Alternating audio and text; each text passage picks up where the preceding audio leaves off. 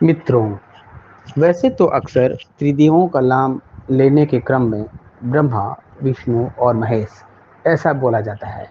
लेकिन सबसे बड़ा सवाल ये है कि सभी भगवान के मंदिर होते हैं और जहाँ देखो मिल जाएंगे, पर भगवान ब्रह्मा जी का मंदिर क्यों नहीं देखा जाता है? जबकि भगवान के विभिन्न रूपों में शिव, विष्णु, दुर्गा, गणेश, हनुमान जी और अन्य देवताओं की पूजा आम लोगों में बहुत ही व्यापक रूप से प्रचलित है, लेकिन शायद ही हमें कभी ब्रह्मा जी का मंदिर देखने को मिलता हो। बहरहाल, इसका जवाब हमें पौराणिक कथाओं में ही मिल सकता है। लेकिन पौराणिक कथाओं में भी कई तरह के सिद्धांत और अलग-अलग कहानियाँ बतलाई गई हैं।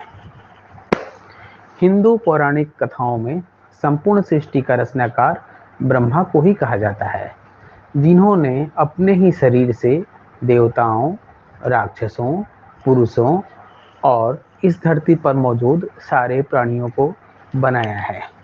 ऐसा माना जाता है कि ब्रह्मा के 4 सिर हैं, जिन्हें चारों वेदों के प्रतीक के तौर पर देखा जाता है।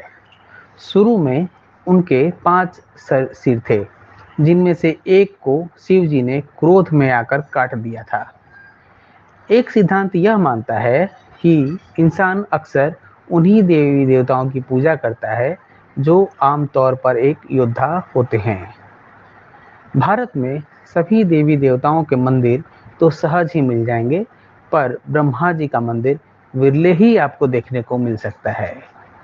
सरस्वती जो विद्या की देवी हैं और ब्रह्मा जो सृष्टि के रचनाकार हैं के मंदिर बहुत ही यदा कदा ही आपको शायद देखने को मिलेंगे। शास्त्रानुसार कहा जाता है कि ब्रह्मा ने सृजन के दौरान ही एक चौंकाने और बेहद ही सुंदर महिला का निर्माण किया था। हालांकि उनकी यह रचना इतनी अधिक सुंदर थी कि वे स्वयं ही उसकी सुंदरता पर मुग्ध हो गए थे और ब्रह्मा जी ने उसे अपनाने की कोशिश की। ब्रह्मा जी अपने द्वारा उत्पन्न शत्रुपा के प्रति आकृष्ट हो गए थे तथा उन्हें टकटकी बांधकर निहारने लगे। शत्रुपा ने ब्रह्मा की दृष्टि से बचने की हर कोशिश की, किंतु असफल रही।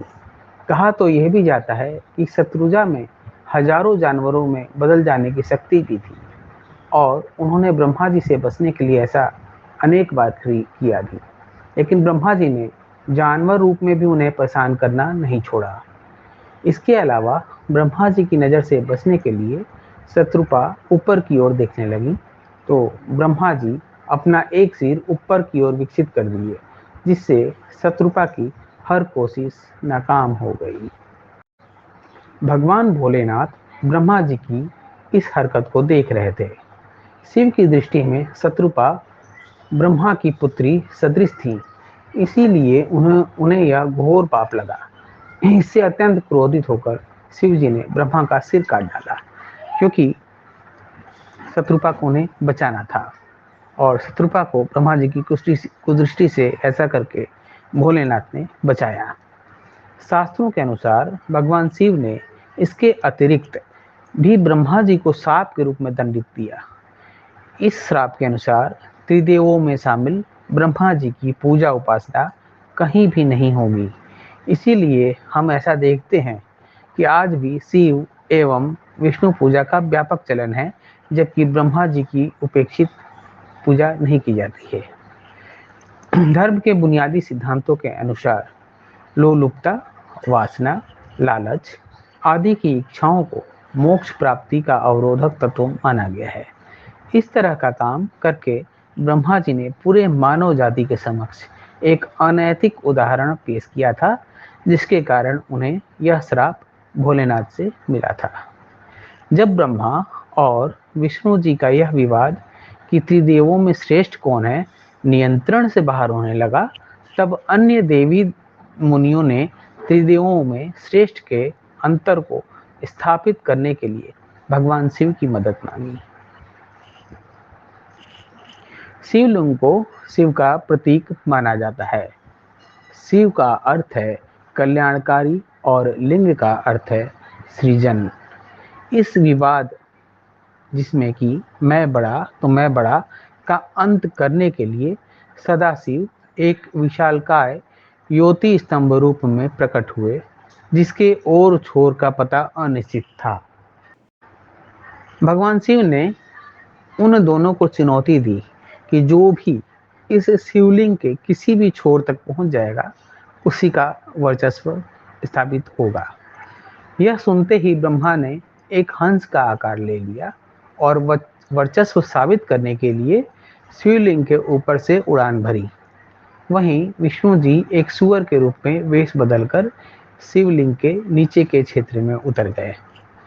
जैसे ही कुछ दूर तक विष्णु जी ने यात्रा तय की, उन्हें एहसास हुआ कि इससे पहले भी शिव ने उन्हें मात दी थी। अतः विष्णु लौट आए और भगवान शिव को सुप्रीम रूप में स्वीकार कर लिया। वहीं ब्रह्मा ने रास्ते में ऊपर की तरफ बढ़ते समय केतकी फूल से मुलाकात की और केतकी को यह बोलने के लिए मनाया गया कि वे शिव को जाकर बताएं कि ब्रह्मा शिवलिंग के सबसे ऊपरी छोर तक पहुंच गए हैं।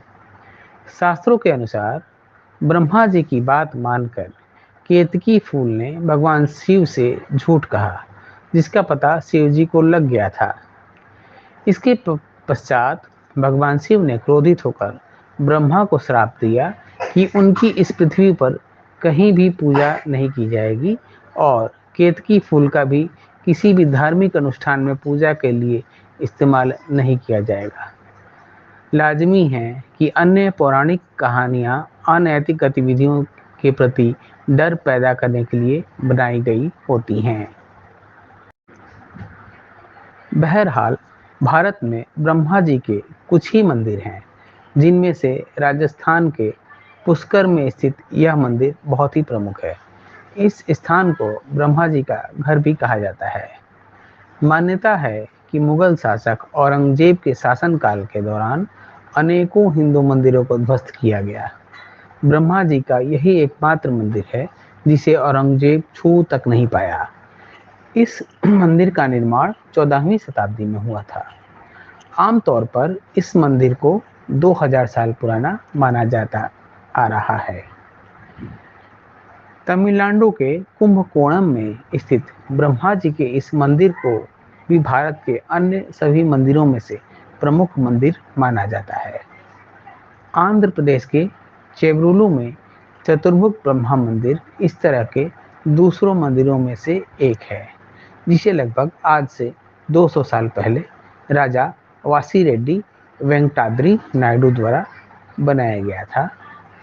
यहाँ पर ब्रह्मा जी के साथ साथ शिव जी की भी पूजा की जाती है। तो मित्रों, आपको यह जानकारी कैसे लगी? क्या इससे पहले आपको पता था कि भगवान शिव ने भोलेनाथ का 5वां सिर क्यों काटा था?